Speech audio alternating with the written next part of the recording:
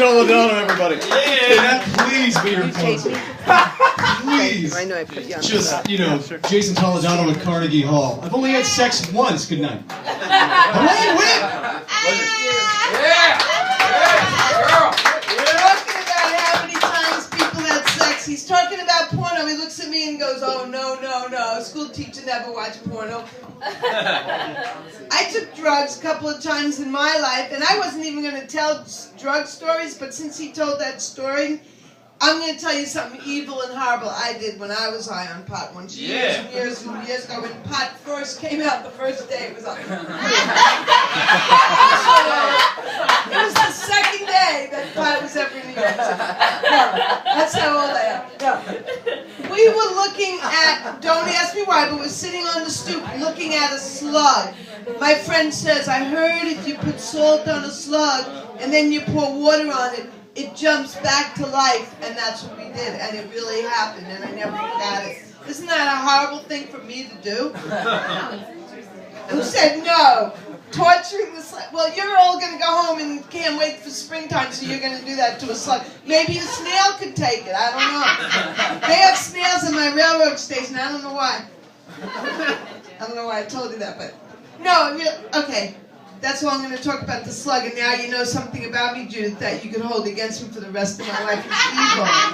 Evil child, like Jimi Hendrix would say.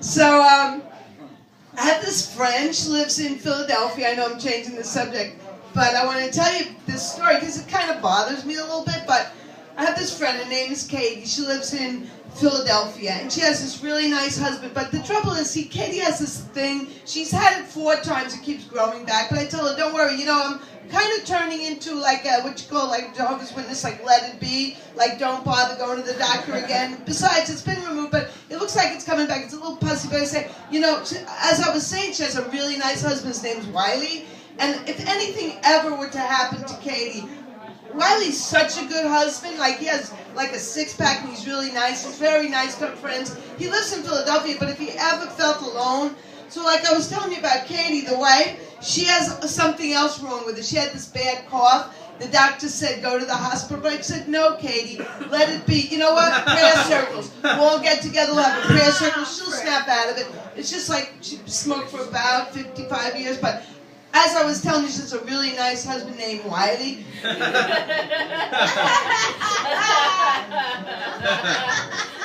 It worked? Okay, thanks. Now, I'm just working on it. You know where I wrote that? In the car going to Long Island once, and I'm saying it to myself, and I didn't know how good it was.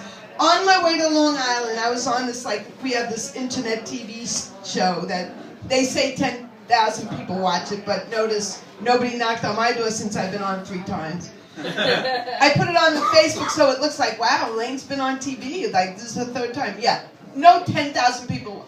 Anyway, what I want to tell you is I was driving. It has nothing to do with what I want to say. I'm driving to Long Island, and you might have heard on the news, true story, on 1010 Winds or any station, it says, we've had 10% the amount of pedestrian casualties that they've had since 1910. So that's good news, right? So they said, the first thing we're going to work on next is the Boulevard of Death, Union Turnpike. No. The first thing you should work on is not having people die. That should be your first priority. That killed on the TV show. There were 3 people in the studio, they all left. So the second thing I heard on the news, and it was all like just going out there, I wrote this whole bit. So I'm driving out there and they say, they're looking for a man who's been bothering women over near the campuses. Well, or in New York City, I don't know. I'll say the campuses. So he's been bothering people, and this is how you know to look for him. He's wearing a Yankee cap or maybe a Giants hat. He's between the ages of 24 and 50, weighing close to 120, but it could be closer to 170.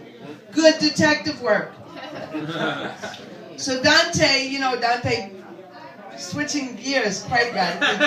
Dante, the mayor's son, didn't want to move into Gracie Mansion. You knew that, right? Did you know why, though? You thought it was because he didn't want to leave his friends at school in Brooklyn. No. He said that Mayor Bloomberg didn't leave Grand Theft Auto in the computer for him to play with. So, I shouldn't say to play with, just say he didn't leave him Grand Theft Auto, okay?